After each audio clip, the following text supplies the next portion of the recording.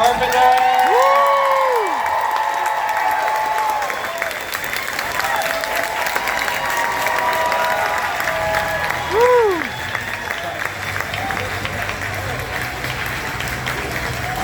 Hey, you beautiful people. Oh,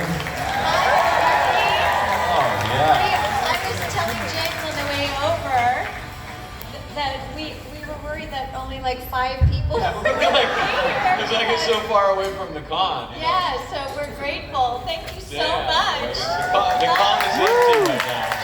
We took everybody. Hey, before we start, do you mind, can I ask a favor of the audience? Sure. Is that cool? So, I'd like to take a video of anyone that's cosplaying as any, like from Buffy or Smallville or whatever I'm doing. And then I string those together and put it on my social media. But I'd like to give them a big round of applause at the end of the video.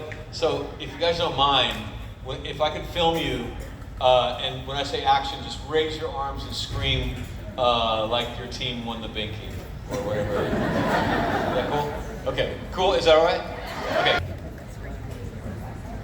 It's going to take a while because there's a lot of you. Only have 40 minutes. And action!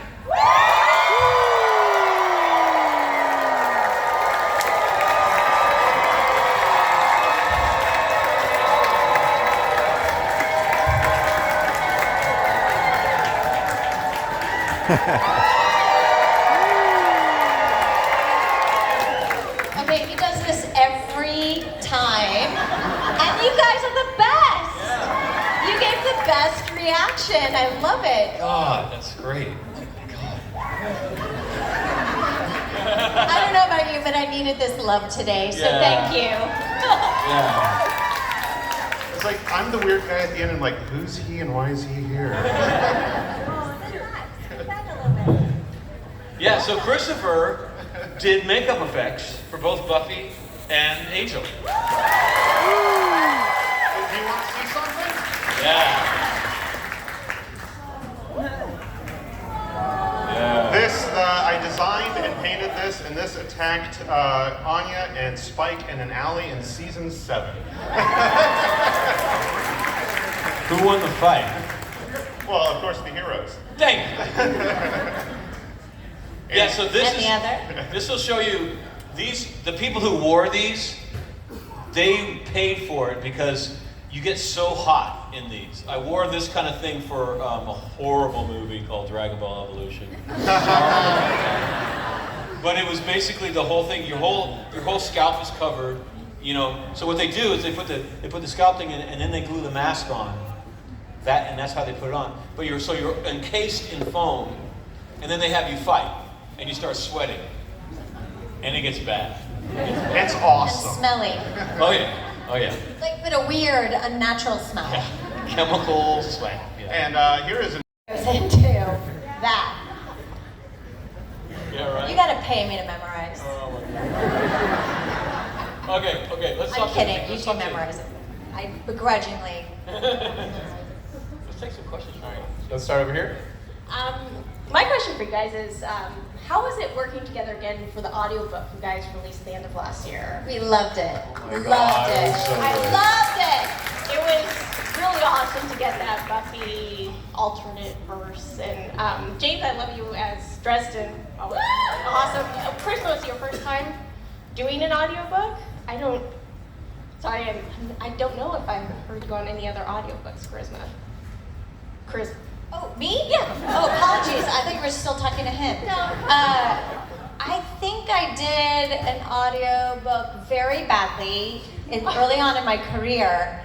I was very unclear what I was signing on to. I didn't realize that it was a performance, that you had to do all the different voices. I thought I'm like, you're paying me just to go in and like read? Okay. And then when I got there, they were like, no, we want you to do the voices. And I'm like, oh, okay, well that's a problem because I would have done a shit ton of homework on this and gotten with the dialect coach to do Anthony Stewart Head's accent and Spike or whatever. I don't even know. It's so refreshing when they actually tell you what they want you to do. It's rare. Usually they're like, oh, by the way, you got to dance on your head. Okay. Well, yeah. Thank you. It would have been great. So I did do a audio book, not for Audible. I don't know where it is in the world. Don't bother finding it. It won no awards. Well, if anyone hasn't heard this latest audiobook, Buffy, definitely. Sorry? Yeah. I was just recommending anyone else Slayers. not. Yeah, Audible. Audible. Yeah. Slayers. I was just amazed watching Charisma because it's so true. You say this about, now if this is Juliet or Emma, or you would They were say good this, too. all They of were us good were too. great. We're great Yeah. in our roles. But because Juliet was taking Drew and like pumping up the power so that she could be the main villain for the piece. But she was still kind of in that vein. And Emma was just Emma, which is always a genius. But you're a slayer now. Yeah. And taking the character of Cordelia and moving her into that piece, in my head at least, was a big difference. I'm sure because you've had your whole journey, which I didn't see all of that. So I was just like, basically I was thinking of you as Cordelia back on Buffy. And I'm like, how's that gonna work? And then I'm just like watching you work and I'm like, oh my God, of course. Cordelia takes no shit. She would be the perfect slayer, of course, and it was just amazing. Yeah. It was a great experience. So good. You're so good. You really are. I mean, I have tremendous, and I'm not saying that because he's sitting here. I would say it regardless. I mean, we have talented people that were hired to do what we do, Everyone heard that, right? Everyone heard that? I mean, look at this. It's such a gift. And you are, for me, I feel like, one of the best. And I get to work with you. And you are, for me, the most watchable character that I've ever seen on the show. Hey, And stop, I'm gonna no, blush. seriously. The Care Bear, the alley fight where you call Angel and you do this whole reenactment with this woman that's about to get eaten. And it just literally, I was like, I think you're my favorite character on the show besides me. And in a way, I think it's kind of a narcissist thing to say because I feel like you are me, but blonde and a guy. I feel like Spike and Courtney are maybe born of the same ilk. There's going to be some fan fiction coming. Anyway, it was a great time. Beautiful. Let's go over here. This way, brother. So this is primarily for Chris, but to all of you.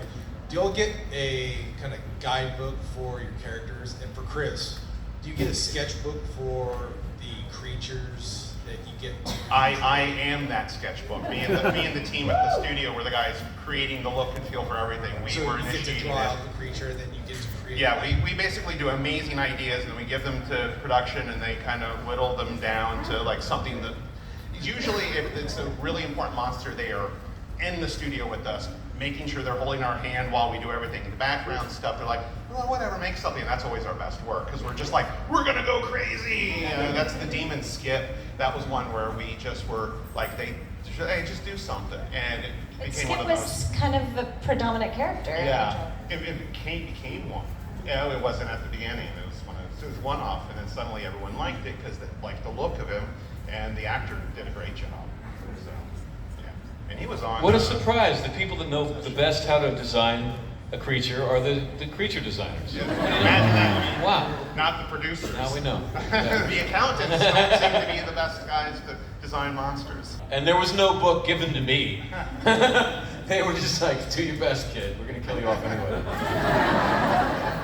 You are a one-off. No, I think that there was some truth to that where I remember reading a long time ago. Well, when I was cast on Buffy, they took me in second position because I was already on another TV show, NBC, Aaron Spelling's Malibu Shores. So even though I auditioned for Buffy, they thought, well, we would really like to see you read for Cordelia. And then I ended up testing, and then I got the role of Cordelia, but I couldn't be a series regular because I had another TV show commitment.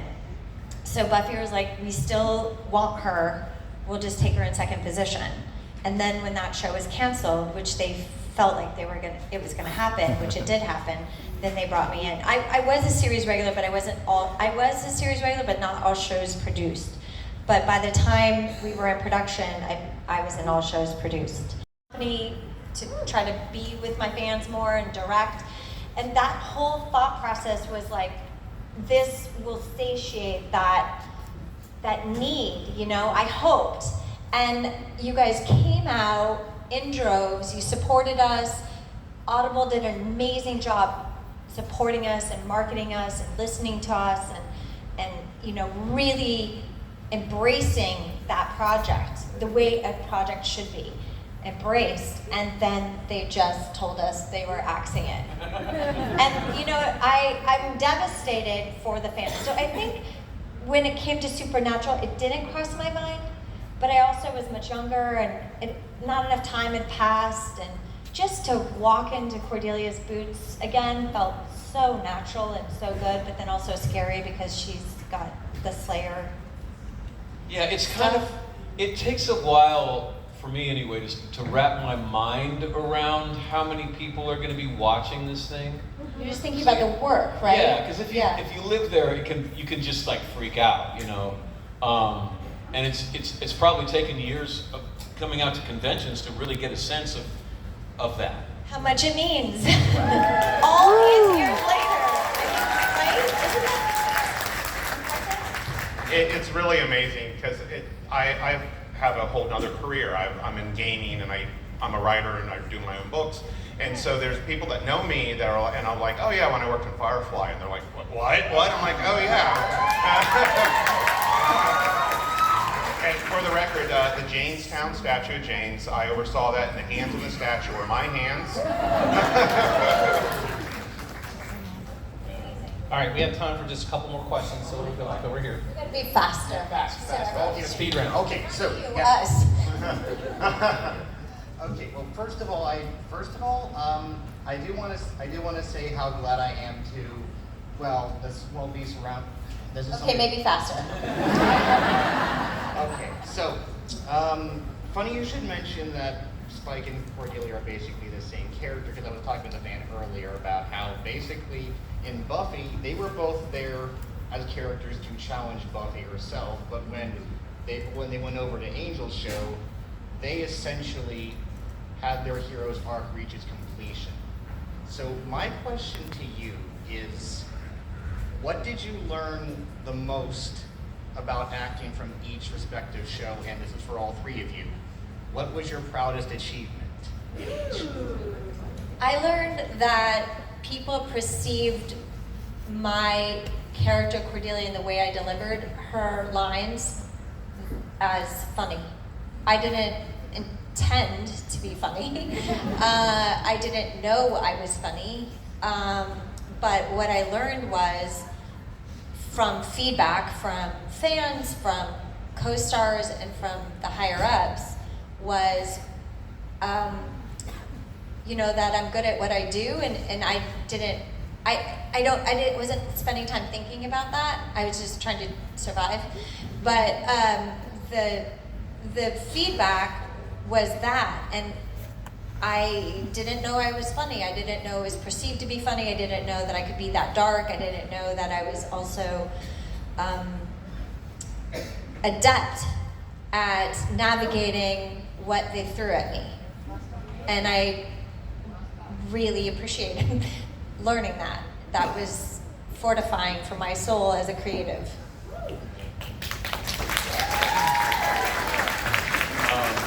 Yeah, I had to, like I said, it was like going to acting school, Buffy, you know, and it was basically the teacher was Tony Head. When I first did a scene with Tony, I was coming from the stage. Like if you see those first couple, you know, I was getting away with overacting because I was playing a vampire, but I was a little big. And I did a scene with Tony Head, and he's like mumbling like Robert De Niro. I'm like, oh man, you want a cup of coffee? I'm gonna mop the floor with you today. And then I saw the episode, and I wasn't even wanting to watch Spike. I was like, cut to Josh, because he's not lying, he's real. And I learned slowly that what film acting wanted me to do was to actually lure myself into having a real experience, so that could be documented. Not perform anything, not to try to express anything, but to actually experience something for real. And then the camera has something real to film.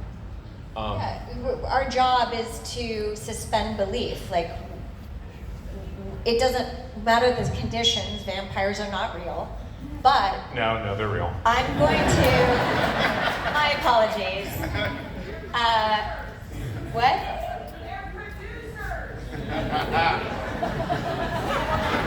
You just sucked the life right out of you. So, yeah, I'm gonna stop there. My proudest moment was on Buffy, and I had to walk all the way from one end of the soundstage in one shot, all the way in, and then hold out a car key in this little tiny shaft of light without checking to see it. And I was like, "Oh, how you doing? Here it is. There it is." And technically being able to walk all that far and hit a mark so specifically so that you're in position and just casually go like that and have it work. I was just like, that's good acting. You know? Literally throw Spike through a wall if she wanted to, that they could flip the sexes and it wouldn't be a problem for the audience. I went to them and I said, guys, everyone who watches Buffy is Buffy. When I watch Buffy, I'm Buffy. That's the site. It's the, as a story, that's what we're trying to do. We're trying to lure you behind the lead character's eyes so that you can have the roller coaster adventure that the characters have. And that's the vicarious, that's the art form of storytelling. So I'm like, everyone's Buffy, and everyone's sitting in their living room. They don't have superpowers, so I'm doing this to them. And I don't think it's going to land like you think it's going to land. But they also needed a way to have the audience stop rooting for Spike. They kept saying it. Spike is evil, guys. Spike is evil. He's not healthy for Buffy. And a lot of the audience at the time was just not buying it. They're like, oh, they're so cute together, happy together. And they're like, he's evil! You know? Like the whole point of the show is that you have to get over evil. You have to fight it. You have to fight back against evil. Like, don't give into it because he got a nice haircut. You know? So they were getting frustrated. And so because the audience wasn't responding before, they finally had to do something really, really dramatic. And also to kind of like get Spike to such a low point that he'd want to completely change and get soul. So it was the worst day of my professional life. It sent me into therapy. But I got a good therapist, and that's why I'm like really happy now.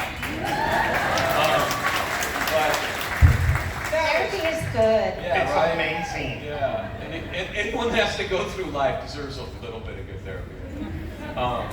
But anyway, so that other than that, I was kind of down for the ride. It was always surprising. But after that, that's when I really got scared to read the scripts. Like, what are they going to make me do now? They made me do that, you know. Also, all the nudity. I was like, boo. Get into that. But anyway, yeah. Okay, so the couple of people that were waiting on here, go ahead and step back up. Take your question. We're going to break the rules. Go a There little long. should be